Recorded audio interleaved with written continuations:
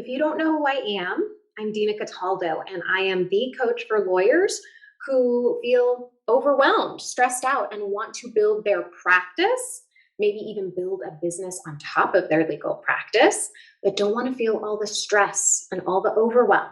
And if you've been reading some of the emails I've been sending out, you know how it feels when you are constantly putting out fires. It feels horrible, and we don't have any space in our lives for anything but work. And if you relate with this, let me know. Like, drop something in the Q&A. Let me know what you're experiencing. Because I know when I was a trial attorney, pumping out trial after trial, I didn't know how to master the overwhelm. I didn't know what was going on in my mind that was creating that overwhelm. I really, truly thought it was the trials. I really, truly thought that it was the stacks of cases on my desk. Okay. And right now you're probably in that mode of believing that everything that is on your desk right now, all the people in your life, all of the responsibilities that you have are what's creating the stress and what's creating the overwhelm. And I want to bring huge awareness to what is really happening in your brain. Because what is happening in our brain is not reality. And it took me a lot of time to learn this. And so I'm going to distill it for you in this masterclass. This is what I teach my clients. This is what we work on. This is like getting your feet into the water so that you can start to see how this is showing up in your life, where this is undercutting your productivity, where this is even hurting relationships that you have because you're so tense and overwhelmed that you're unable to have the connections that you want to have. This is going to help you in every single area of your life. And one of the things that I really wanted to stress here about why this is so important is because we've got to create space in our lives before we can live bigger in our lives. When we are feeling like we have work crushing down on us, we do not have space to dream bigger. All we have is enough space to grind out the work. And that might mean staying later at the office. It might mean trying to work faster. It might mean going in on the weekends. Okay? Feeling like we're taking on too much, and yet we don't know how to stop. So this is what I really want to talk about today, are 5 thought errors that we have that are undercutting all of the efficiency, the productivity, but also denying us the space that we need to dream bigger in our lives. Because if we stay on the hamster wheel, we're not going to be able to get anywhere. We're not going to be able to build the business. We're not going to be able to feel more ease in our legal practice. We're not going to be able to create the relationships that we want. And what I'm doing is I have a full-time legal practice and I've built a coaching practice. And maybe you've listened to the podcast that I have too. And all of that is also done while I'm still taking care of an aging parent. I still have pets and other responsibilities that I take care of. I still have friends. I still have managed to take, care of the people who need to be taken care of in my circle. And it can be done. And it can be done without the overwhelm. It can be done without the stress and the anxiety. So I want to show you how to do that today. Okay. All right. So we're going to talk about the 5 thought errors that are really undercutting everything. And what a thought error is a thought that is unhelpful. Okay. Because thoughts are neither negative nor positive, right? You hear a lot about toxic positivity. Like, we just got to think positive. And you also hear about don't be negative. That's not good. But all I want you to see here is that thoughts need to be evaluated every time you have them in your head. You just have to evaluate everything and decide if you want to keep that thought. Is it something that you want to hold on to? So we're going to talk about some of those thoughts that are impacting how you use your calendar and maybe how you're not using your calendar at all. So you're not able to get the things done that you want to get done, and you can't follow through on the things that you want to follow through on, because sometimes they're not even on your calendar, or other people aren't aware of those things on your calendar. And so you end up having these calendar mishaps. We'll talk a little bit about that. We're also going to talk about the solutions to everything.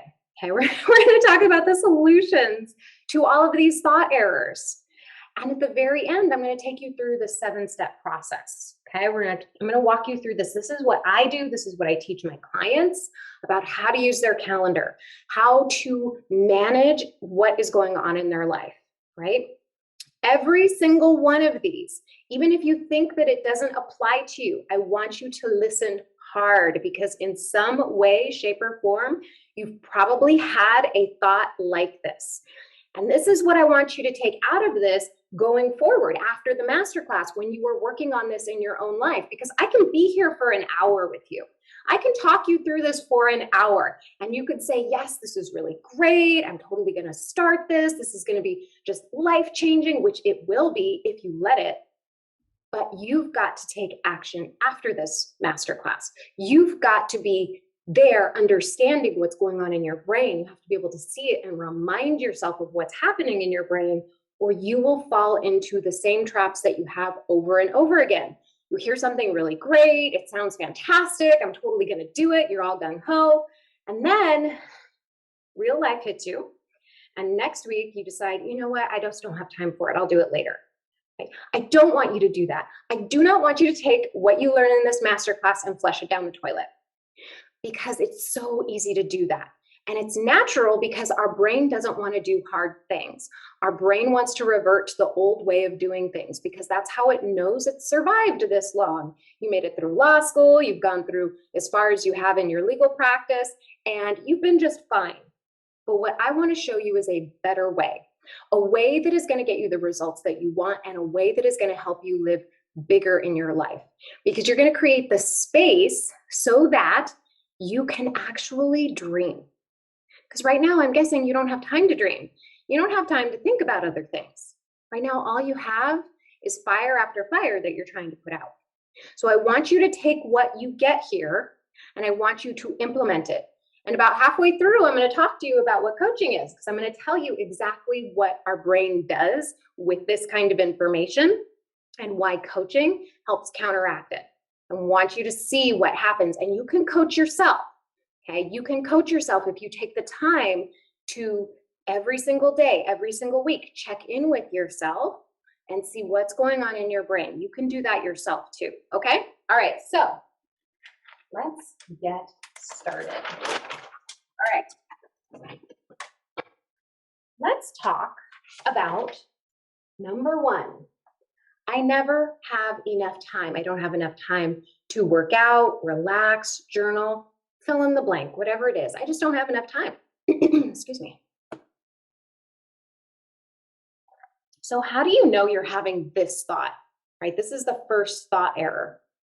This is how you know, right? You find yourself constantly skipping what you enjoy in favor of work, because you might enjoy going on a walk, but you know what? You got to work. You might skip the gym because you got to work, right? Notice if you are skipping out on what you really enjoy in favor of working. You don't have any hobbies. That's another thing to look out for. You don't have hobbies because you don't have time for them. You don't have any space in your life for things that you enjoy, so you don't even have hobbies. You can't even think of anything that you might enjoy doing outside of the office. You work later than you need to, and you tell yourself that it needed to get done, even if the assignment that you had was not due. This is something that I notice with my clients. Sometimes they'll tell me, they'll be like, yeah, I stayed really late tonight. I said, why'd you do that? They said, oh, well, I feel like I just needed to get caught up. I said, do you feel caught up? And they said, no, but you know, I'm glad I stayed. I said, well, did you stick with your calendar? Like, did you decide to do anything else that night? Well, I wanted to spend some time with my partner that night.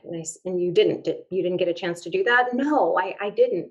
I said, well, that's why. Just notice this. Like, this isn't about beating yourself up for following this exactly and being perfect in every way. This is about noticing what's happening in your life, how your thoughts are dictating how you act in the world. Because our thoughts generate our feelings, and our feelings are always going to drive whatever actions that we take.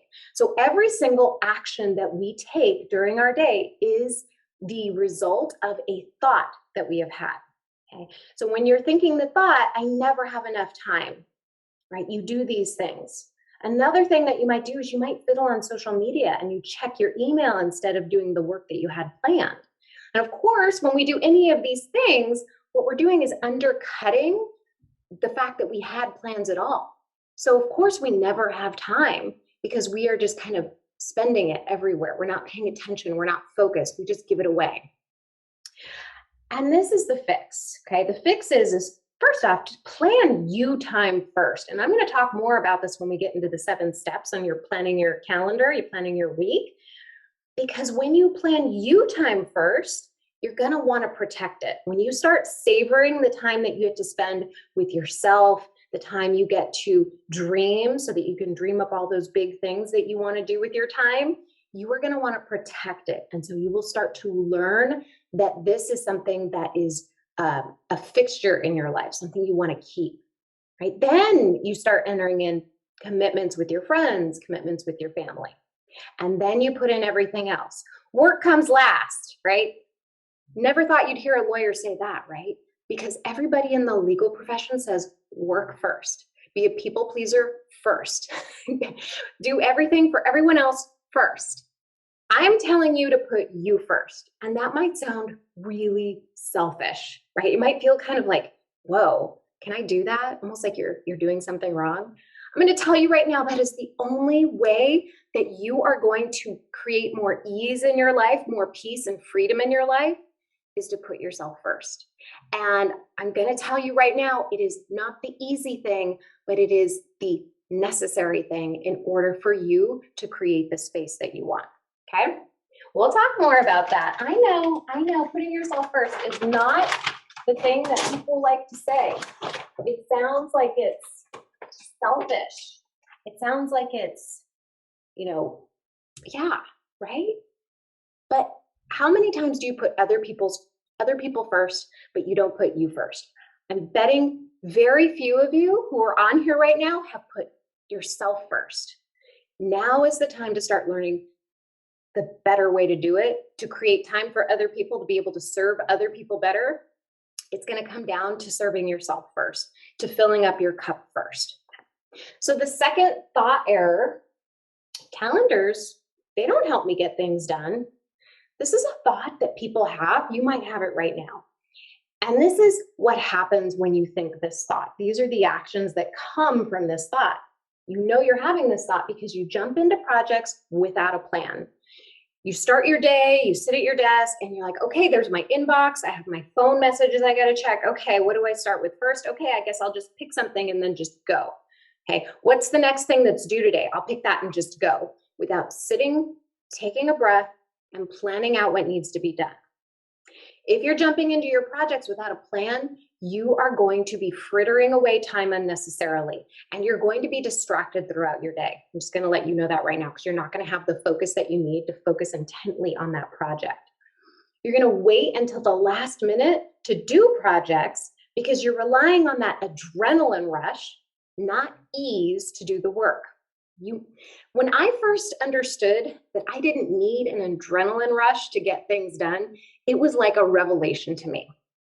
When I stopped procrastinating and I started planning, it was like magic, because I suddenly realized that I could get more things done if I planned ahead and I focused.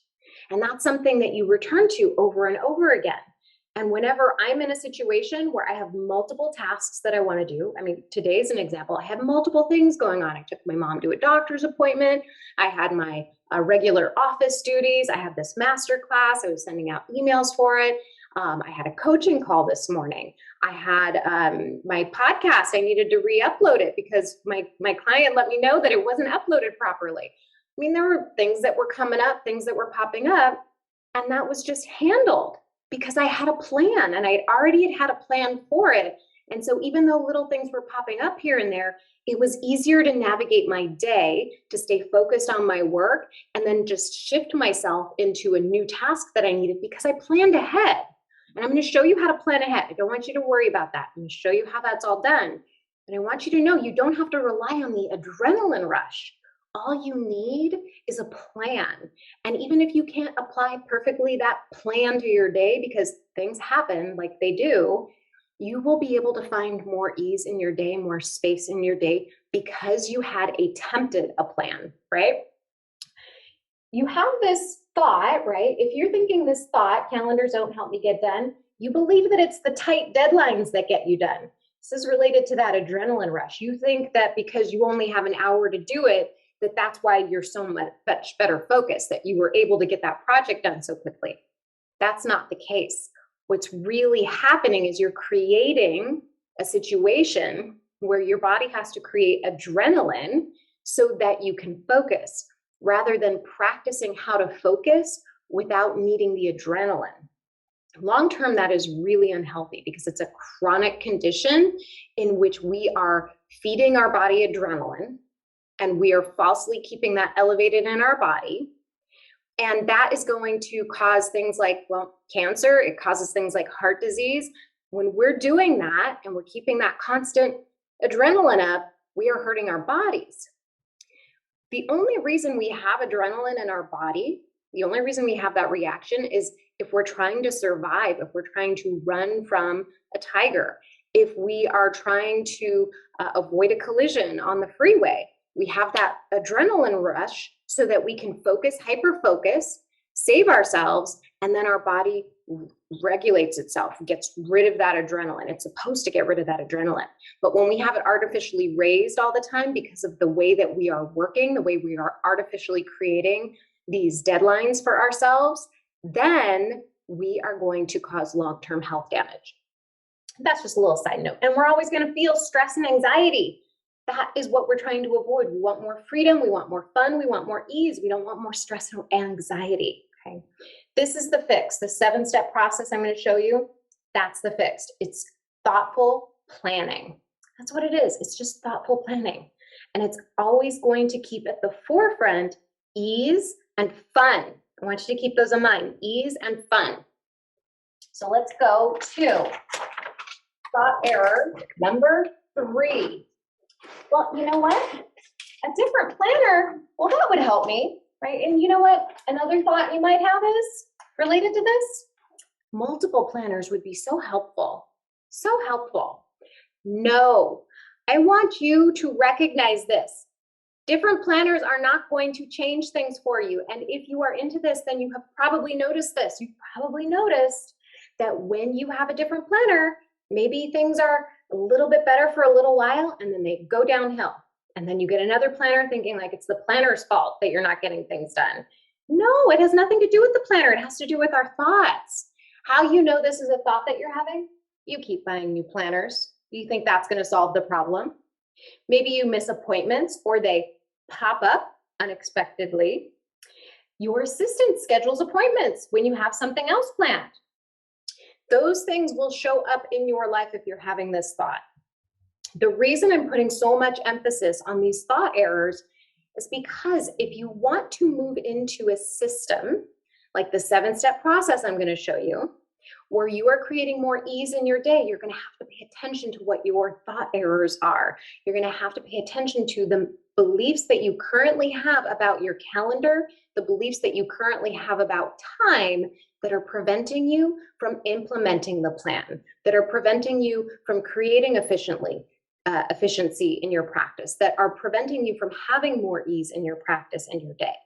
So pay attention to these thoughts. If there's ones that resonate with you, write them down, recognize them, recognize how they feel in your body. Do they feel anxious? Do you feel stress, anxiety when you think those thoughts? Because when you notice that feeling, you know, aha, I'm having that thought again. And you can stop these actions from taking place and remind yourself, oh yeah, I'm not paying attention to the process. I'm not paying attention to what I really need to be doing, and that's paying attention to my thoughts. So here's the fix for this thought error. First off, just decide on one planner. I don't care what kind of planner you use. It could be Google Calendar, it could be Clio, it could be anything you want, but use one calendar. I have clients who start off and they're like, oh, well, I like to write in a book and I like to use Clio and I also use Google Calendar. No, you pick one calendar and you go with it. If you want your assistant to have access to it, great, you can do that. Use Clio, that's fine. You don't even have to tell her what you are doing during your day. You can have blocks of time off for yourself. You just say blocked time off so your assistant doesn't put anything there. Or block half appointment so your assistant doesn't say, oh, let's fit in this consult right here. That's great.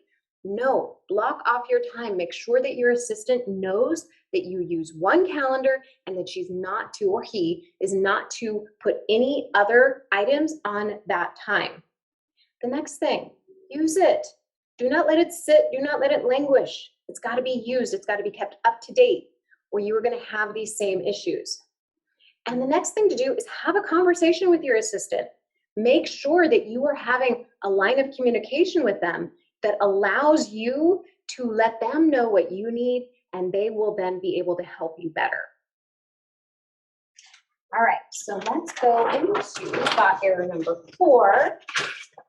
Oh, yeah, this is one of my favorites.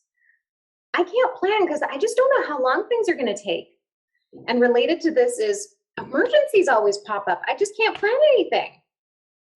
Let me put an end to this today, okay? You can use the 7-step process that I'm going to tell you about, even if you have an emergency, even if you think you cannot plan things, right? Because you just don't know how long things are going to take. So here's how this is show up, okay? First off, at the end of the day, you are just wiped out. You end up staying later at the office than you think you're going to stay. You end up skipping out on, appointments with, appointments with your partner, but like you've made a date with your partner and you end up skipping it because you had to stay late because you didn't even try to guess how long something was going to take. You don't use your calendar, or if you do, you totally ignore it. You get frustrated at other people for taking your time, and you start and stop your calendar use. So sometimes you use it, sometimes you don't. You go back and forth, you're kind of wishy-washy about it. You're just not really committed to your calendar. It's just kind of like, if I want to use it, I'll use it. This is what I want you to see here. Using your calendar is going to create freedom.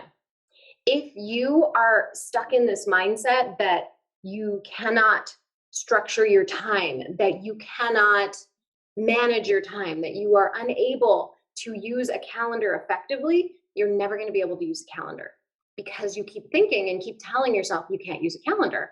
It makes sense, right? Like if you're telling yourself you can't use a calendar, you're not going to be able to use it, right? Let me put this in perspective here, okay? Let's talk about the fixes. This will put it in perspective. So the very first fix is to just estimate. You don't have to know for certain that something is going to take 1 hour and 30 minutes. You can estimate it's going to take 90 minutes, 2 hours. We always have the ability to estimate. And I want to tell you, whenever I was in trial and a judge told me that I needed to have something researched and it needed to be done by the end of lunch hour, you knew I was going to have that completely researched in that 1 hour that I had before I got back to court. Meanwhile, if they had given me all day, I could have spent all day researching the same topic. But because I had constraint around the time that was allowed to me to focus on that topic, I was able to complete that research project in 1 hour.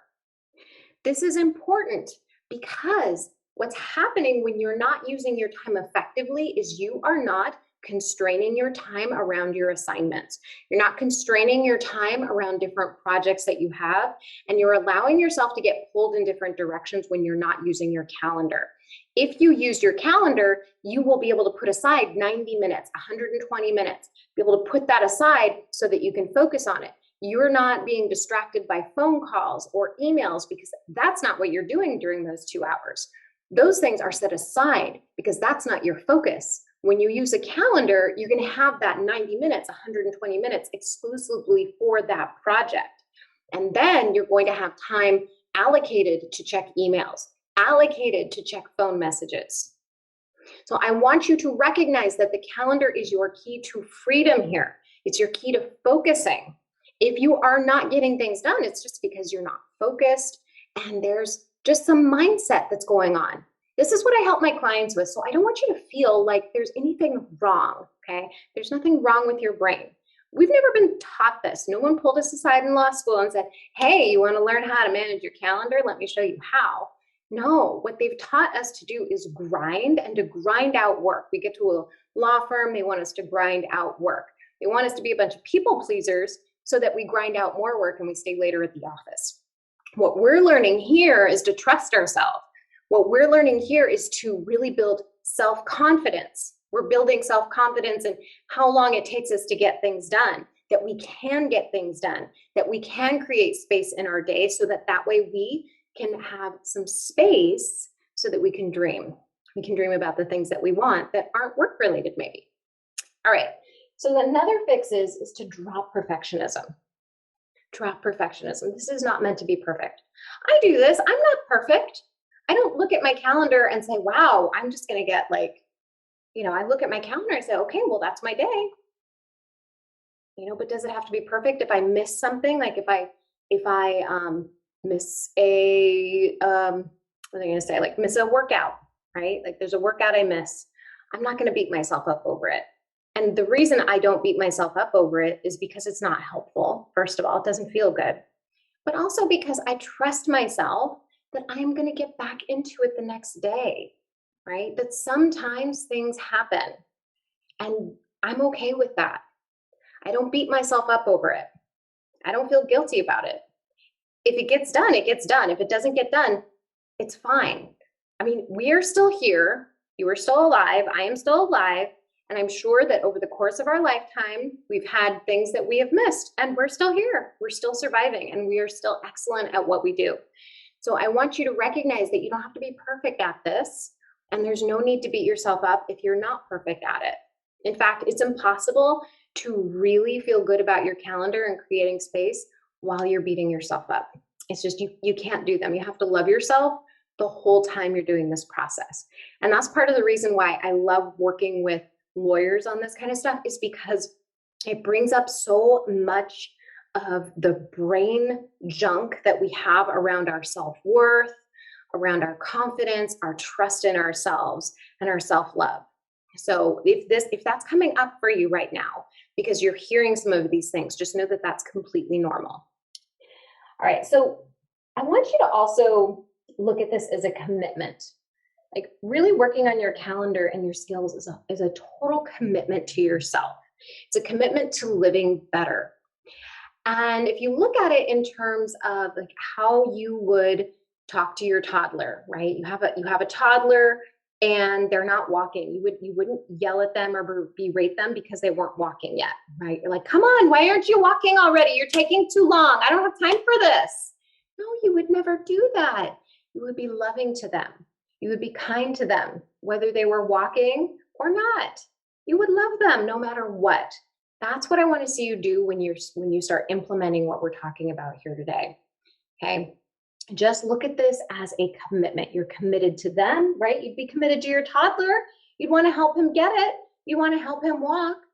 Do that for yourself too. Like be committed to yourself in this process. You want peace, you want freedom, you want to trust yourself. This is the process. This is where it all starts. Next is to take responsibility. And when I say take responsibility, here's what I mean. We tend to want to blame outside things for the problems that we're having. We want to blame a client for dropping something on us in the last minute. We want to blame our assistant for not looking at our calendar or not asking us first whether or not we wanted that consult at that time. We tend to look at those things and say, yes, that is the problem. What if we turn that around and always took responsibility for what didn't quite work out? Because when we do that, then we have more power over what is happening in our life. When we start looking at, okay, the client, my thought was the client dropped something in my lap last minute. What about how I have worked with that client gave the client the impression that that was okay? Right? Okay, so my assistant, she scheduled something in a space where I had it blocked out. What about my communications with my assistant allowed that to happen? When we start turning it around, when we start looking at ourselves and how we can be responsible for what's happening on our calendar in our day-to-day life, then we have control. We can start looking at how our actions are influencing the actions of others, how our thoughts about ourselves, our thoughts about our time are influencing how other people treat us and how other people treat our time. Write that down. That was good. Think about how you are influencing everything that's happening around you.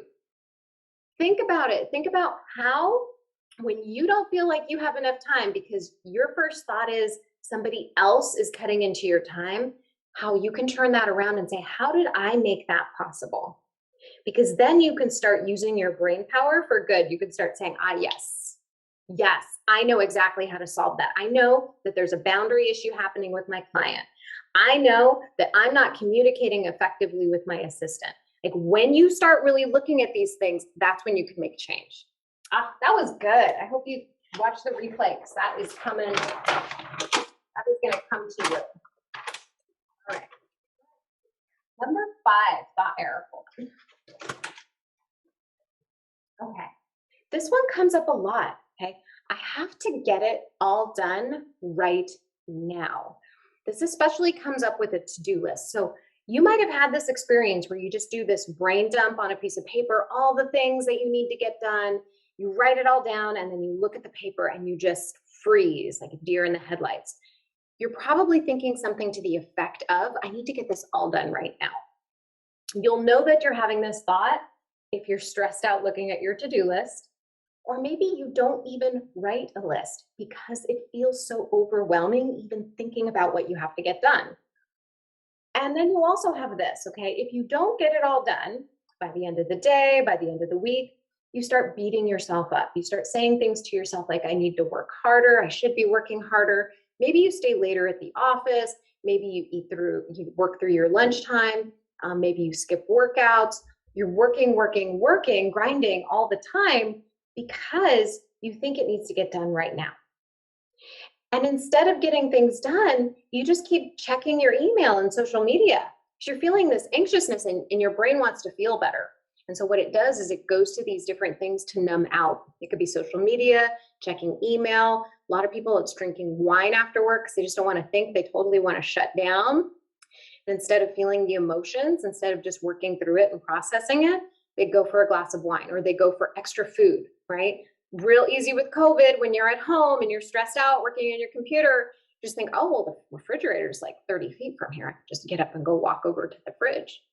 Just like when you're sitting here and you're like, at your desk and you're working and you're grinding, you're having a thought, it needs to get done, and you're starting to feel more stressed and anxious, you might notice yourself starting to go and eat more. Just notice if that happens. No, I'm saying I do it too, right? Like this is how it works. What happens is we start noticing it more and more, and we spend less time in the overwhelm, less time in the stress. We start noticing when we are stress eating. We start noticing when we are checking email and social media instead of getting things done. And then we start making changes. And you do it faster and faster and faster. The more you do it, the more you practice it, the better you get at managing your time. Okay? So here's some easy fixes. I say they're easy fixes. They're easy when you work on them, okay, when you're really paying attention. So the fix is do the 7 steps, which we're going to get into in just a minute. These 7 steps are going to be revolutionary for you. They are going to change everything. If you just are committed to doing it, if you are committed to working on this, if you're committed to seeing the thoughts that you have and how they're impacting your life, you will be able to make change in your life. You're going to be able to create that peace and ease that you want. Give yourself permission not to be perfect. You do not have to be perfect. You don't have to be perfect to do these 7 steps. You don't have to be perfect to get more done. You don't have to be perfect. It's okay. You will be fine. Everything will be fine. Okay, you're going to get more done. You're going to feel better, especially if you release all of the perfectionism. And the other thing is, know that all the things don't have to be done right now. When you have this huge to-do list, and we will work through it when we talk about the 7 steps, you're going to spread them out. You're going to put them on multiple weeks. And when you start doing this process, you're going to have fewer and fewer things that are on that to-do list. What I want you to see is that there's no such thing as having to get it all done right now. Things can be spread out. It doesn't have to be done this week. It doesn't have to be done this month. Spread the stuff out. Put yourself first. Make it easy. Make it fun. And then this process is going to work for you. Okay? All right.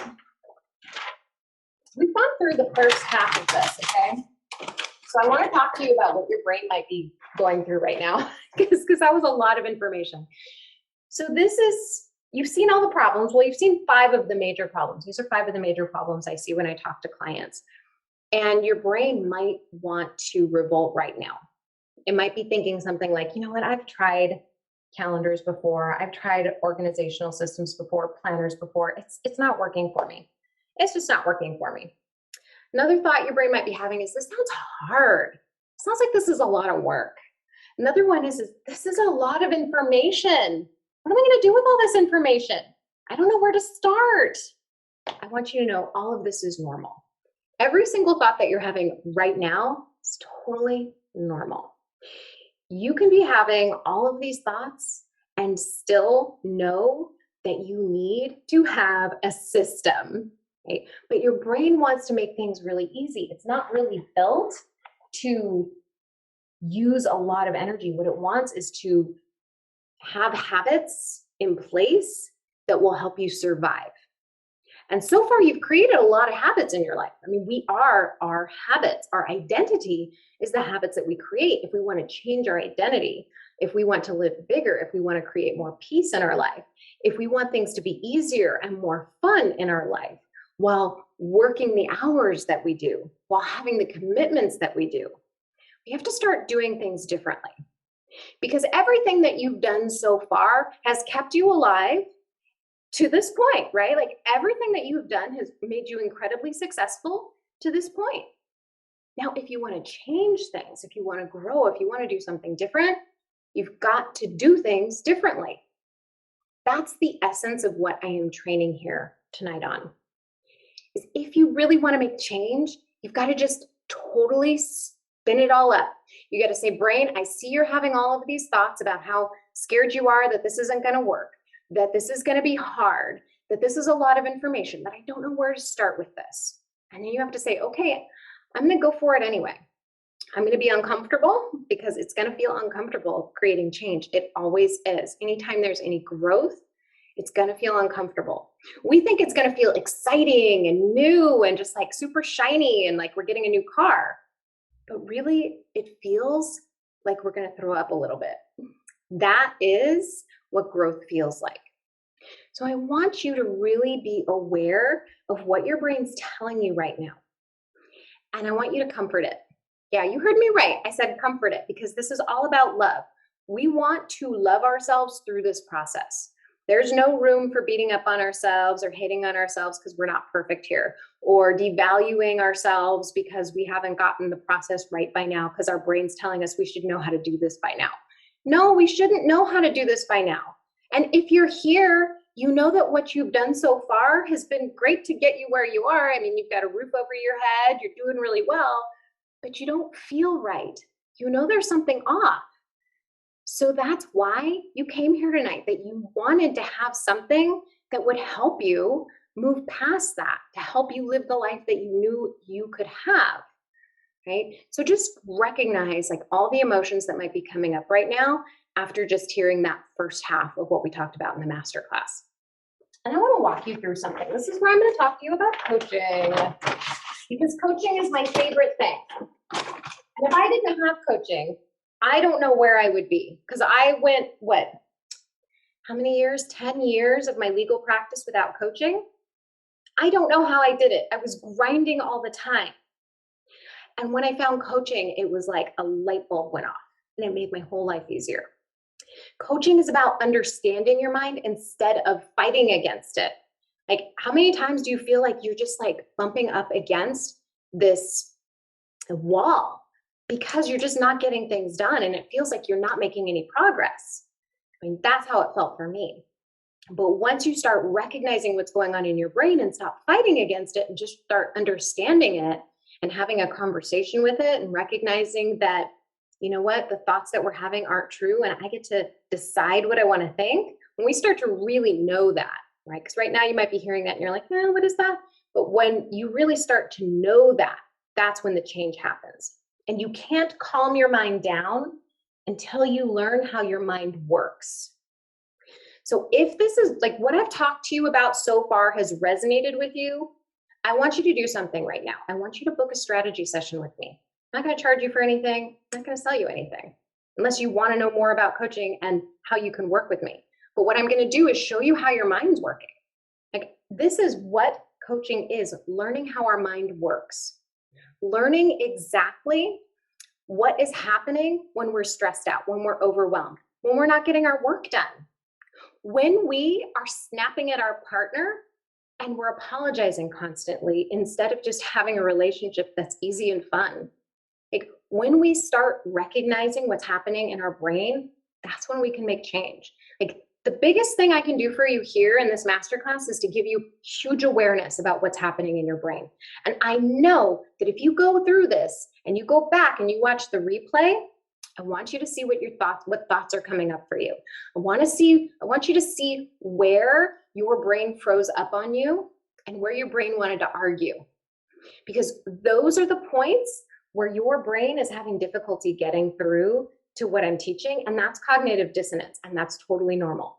And I could tell you more about cognitive dissonance. That's a whole other masterclass. But basically, your brain is trying to hold two concepts in its hands, and it can't make them work together. It just doesn't work. Right? You're like, wait a minute, how do I have these two different concepts? How am I supposed to make them work together? So if you want to learn more about how your brain works, if you want to get more awareness around what's happening in your brain and why it's impacting your life the way it is, I want to invite you to a strategy session. You can go to dinacataldo.com and you can open up your browser right now, and it has a work with me button at the top. Click there. If you click the red button that is on the top of the page, it will take you to a little scheduling calendar.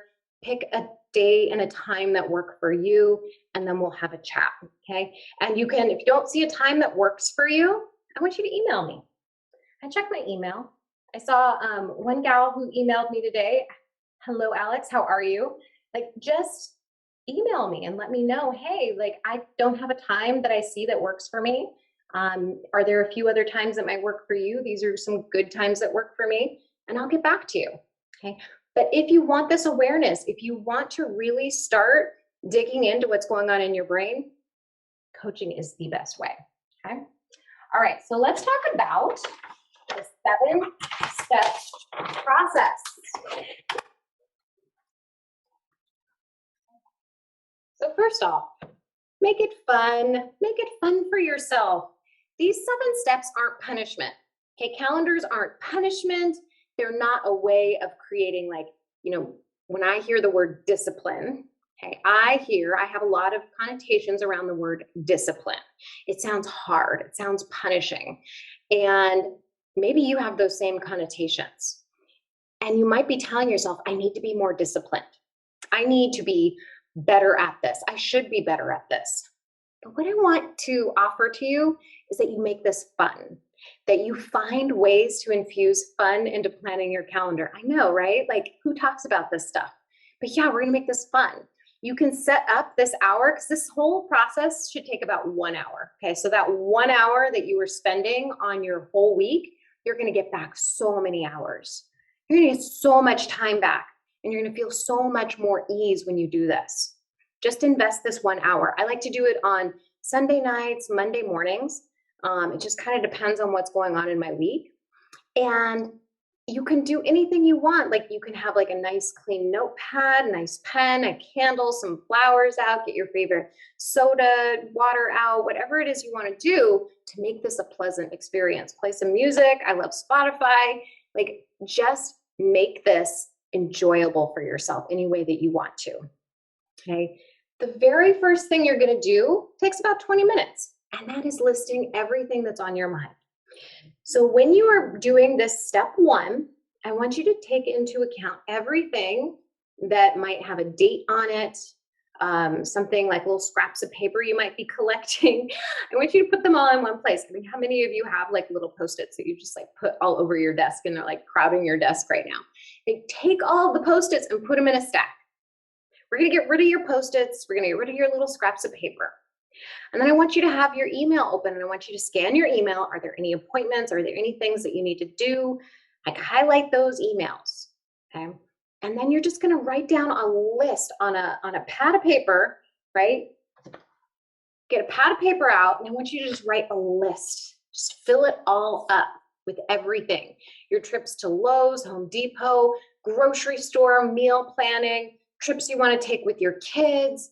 You want to get some, I just have a lot of home improvement stuff, so that's on my mind right now. If you want to make appointments to have roofers come to your house for an estimate, all of the things that you want to have done, write them on the list. Everything. Okay? I mean, everything. And that's why this takes 20 minutes, is because your brain's going to think you're done after 10 minutes. I want you to stop. I want you to ask yourself, what else? Because I guarantee you there's something else you want to do. There's laundry, there's, whatever it is. Write it all down. Get it all out of your brain. And remember, you don't have to do it all right now. Okay, so you might feel overwhelmed. That's normal. That's normal looking at that list. But you don't have to do it all right now. And you're going to spread it out over time. It doesn't have to be done this week. You're going to set time aside and you're going to figure it out, right? Like, that's the thought I love. I'll figure it out. You don't have to do it right this second. Just have that list done. The second thing that you're going to do is you're going to estimate how long things are going to get done. Remember that thought, like, oh, well, I can't plan because I don't know how long things are going to take. This is where you're going to practice. You're going to start estimating. This is why the commitment part is so important. And this is going to feed into the very last step of the 7-step process. When you begin estimating, you start to get an idea of how long things take. It takes me 1 hour and 15 minutes to go grocery shopping. You know how I know that? Because I estimated one time and it was a little bit longer than I thought. So now I know it takes me about 1 hour and 15 minutes to go grocery shop. It takes me about 15 minutes to put things away. It's just something that's in my head. It's random. But the only reason I know that is because I estimated. That's what we're going to do with our legal projects too, right? How long is it going to take you to research that thing? How long is it going to take you to review that contract?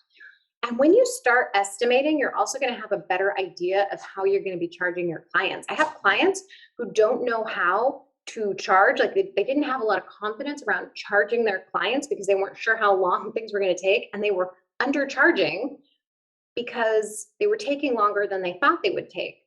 Well, now that they know that it's going to cost more the next time they have a client, they need to raise their prices. That is what I'm talking about, is when we get awareness around how long things start to take, when we start estimating things, we get a better handle on it. And so I want you to practice that. Write those times next to all the different things that are on your list. Okay, number 3, you're going to start crossing items out. Here's where that comes in. Okay, not everything needs to get done. You might have in the back of your head, oh, I need to clean the garage. I want to give you permission to cross out clean the garage if you don't want to do it. If you're writing things down that you don't want to do and you don't have to do them, cross them out. You can do that. It's pretty amazing. Like when I put things on a list that I don't want to do, I'm like, oh, I don't want to clean the floors this week. I don't want to do that. I cross it out. My floors don't need to be that clean. I'm fine.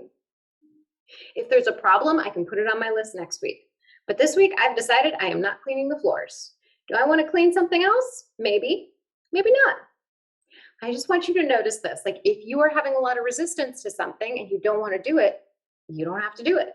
If you don't want to go grocery shopping this week, you don't have to go grocery shopping. They do this great Instacart thing online, or you can ask your partner to go grocery shopping. Do all kinds of different things, but you don't have to do it. Just want you to know that. Oh, and here's one thing I always find it interesting. People say, well, what about my kids? Like I have to do this and I have to do that. I have to take them to school. You don't have to take them to school. There are plenty, I'm a criminal prosecutor. There's plenty of parents who don't raise their kids. There's plenty of parents who do it. There's plenty of parents who don't take them to school. There's plenty of parents who don't go grocery shopping for them. You don't have to do these things. You can choose to do them and you can choose not to do them. It feels a lot better when we know that we're making a decision that we want to take our kids to school, that we want to feed our children. So just recognize we don't have to do anything. We are choosing to do those things. It feels a lot better when we know we're making decisions actively rather than being pushed around, right? Okay. So number 4, circle You time items. I bet you didn't even write any you time items in that first list. I'm gonna bet that. What do I mean by you time items? Okay. In your list of to-dos, workouts. How many times do you want to go to the gym? How many times do you want to meditate? Do you want to do yoga? Do you want to read a book? Do you want to journal? Do you want to go on walks for your dog, with your dog? Like, did you write that down? I do. I love going on walks with my dog. I love being able to journal every morning. That's like a habit I have. I do a little yoga, I journal, I sit by myself with some coffee, and then I start my day. Because that's how I like to choose. I like to choose to start my day. I like it nice and quiet.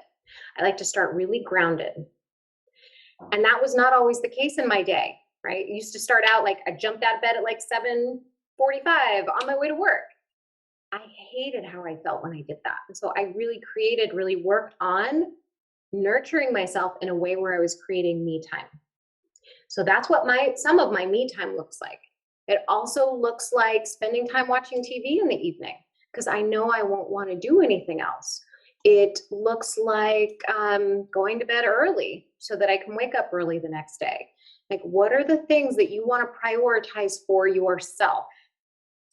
When we prioritize what we want to do for ourselves, we can then be better people for everyone else in our life, whether it's our clients, our partner, our family, whoever it is.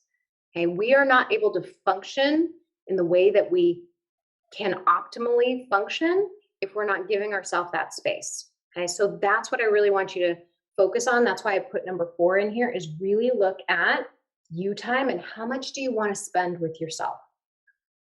This might feel really uncomfortable at first. I want you to notice that. Like, if you are struggling to make yourself a priority in your day, I want you to notice it. It's okay. It's very normal. But that's the discomfort that you have to work through before you can create that space that we've been talking about, the space so that you can start dreaming bigger about your life, so that you can not just subsist in your life, or not just get by, but really flourish in your life and feel nurtured and feel abundant in your life. Like, that is the step that you need to really learn to get comfortable with. So the 5th step here, enter time on one calendar in this order, and this order only. Okay? You time comes first every single time. I know it feels uncomfortable. Okay? I totally understand. But I want you to know that it's so necessary. My mom, last year, it was pre-COVID, she was in the hospital for 2 weeks. Okay? And thank goodness I had all of these steps in place, right? Like, thank goodness, because even though I didn't get to do all of the things that I had planned, I knew that it was okay. I had created habits in my life where I knew exactly what needed to get done. And I knew exactly how I could cross things off and know that that is not my priority. My priority is caring about my mom. It's not about doing anything else. And I still made time for myself because I knew if I wasn't taking care of myself, if I wasn't going to yoga, if I wasn't like really watching how I was eating, if I wasn't taking time to myself to just sit quietly, that I was not going to be able to care for my mom. So when you put yourself first, it's not selfish. It's really about taking care of yourself. Okay. Oh, let me see here. Okay, Leonie, hi. Okay, just gave myself a little tick. Realized, yeah, you got to put yourself first. Exactly, right? You've got to put yourself first. It's not about the clients first. I know we can serve our clients better though when we put ourselves first. We can really be there for them. We can really serve when we are filled up first. Okay, Scott. So when we're making lists of things we need to do, what do we do with the things that pop up throughout the week? Yeah, it's a great question. So let's say you start your Monday and you're like, yes, I've got this all planned out. I know exactly what I'm doing.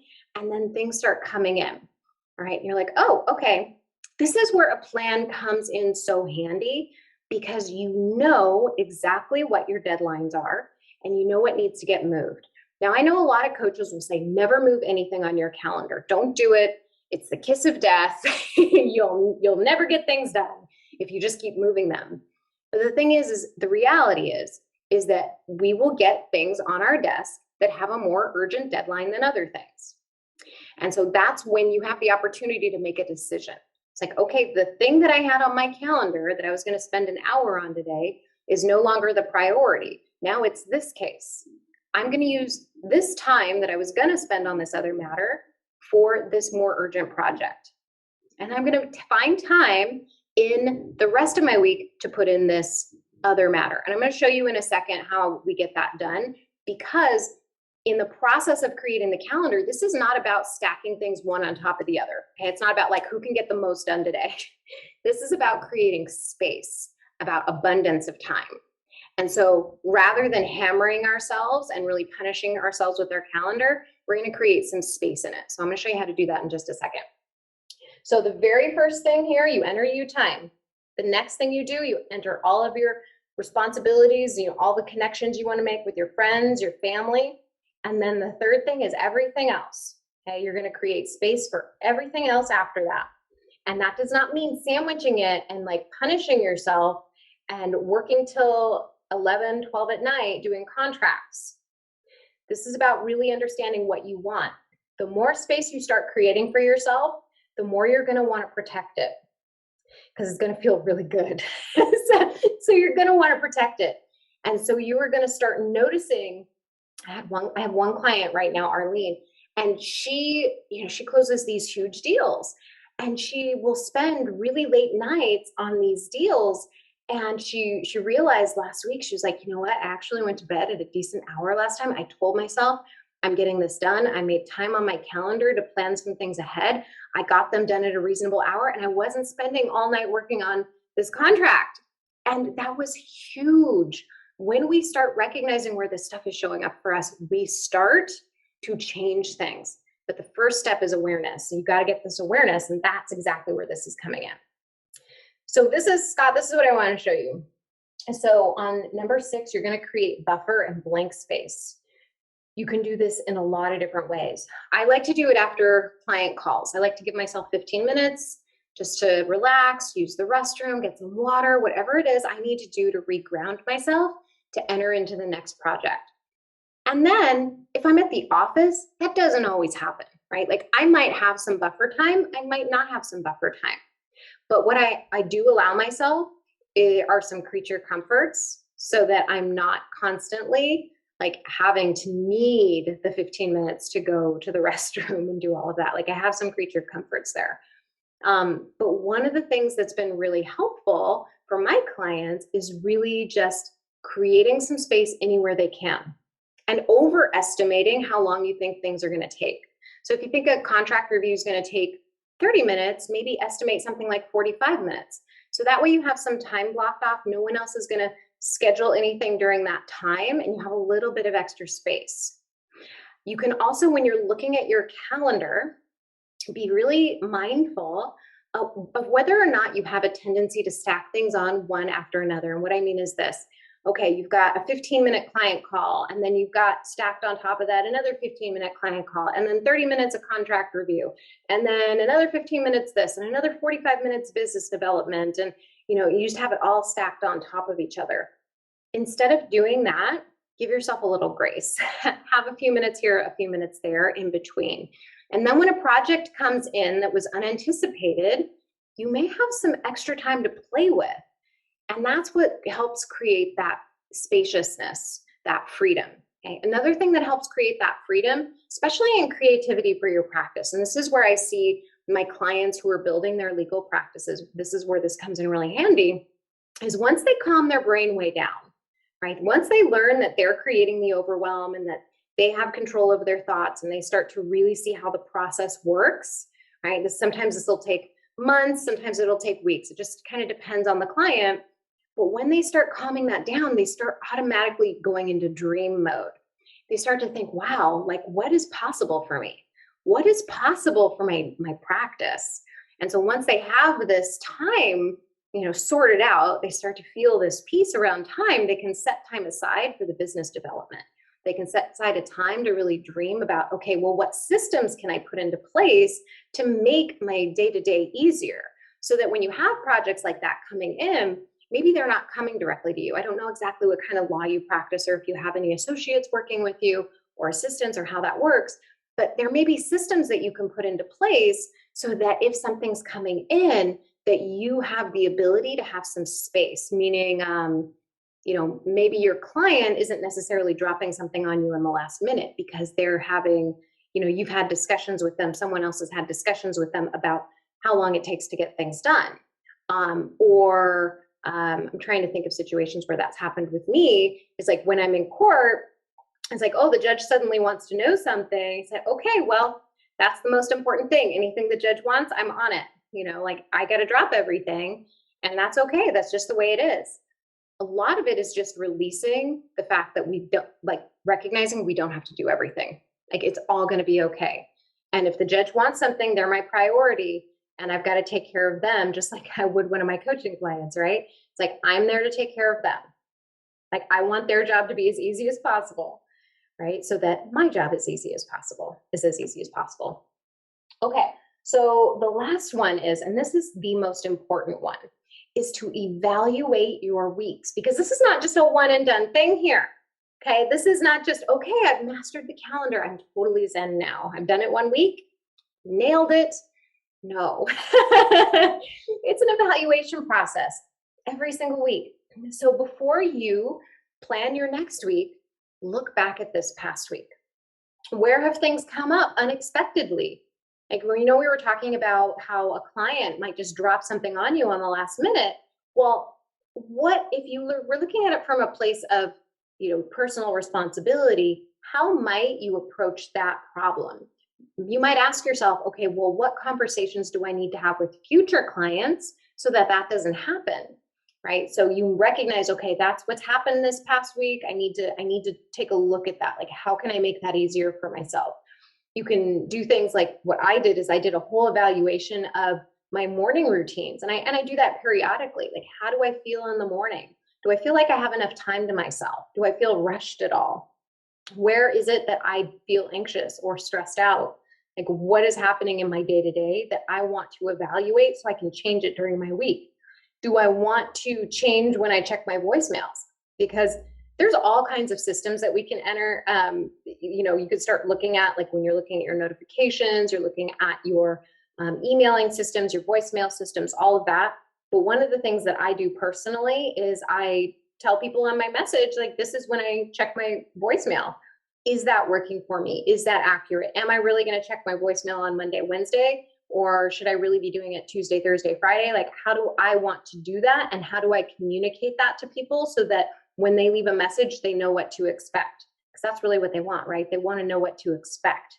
You can keep people happy if you let them know what to expect and you give them an alternate way to communicate with you. For me, it's email. I really like email. So just evaluate what worked, what didn't work in your week, and start really checking in on what has happened. Because when we do this, then we can start making the change that we want. Okay, so I got another question here. Does this mean to book times to review and respond to emails? Yes. And I'm going to give you 2 ways to do this, okay? Every lawyer has, our practices are all a little bit different. So for those people who want to finish a project and then check email, I'm all in on that, okay? That's how I do it, okay? When I'm at my office, I work on a project, maybe I'm working on files, I'm doing whatever it is I need to focus on, working on a motion, whatever it is, I complete that, but I know that I'm also getting emails. I'm getting periodic emails, but I don't look at them. I don't look at them specifically because they're going to distract me from what I want to be focused on. But once I've finished a project, then I give myself some time to then look at my emails. Okay, I can look at them, I can scroll down and I can see, okay, this looks like our priority, and then I can look at the rest and say, none of these are priority, we're done.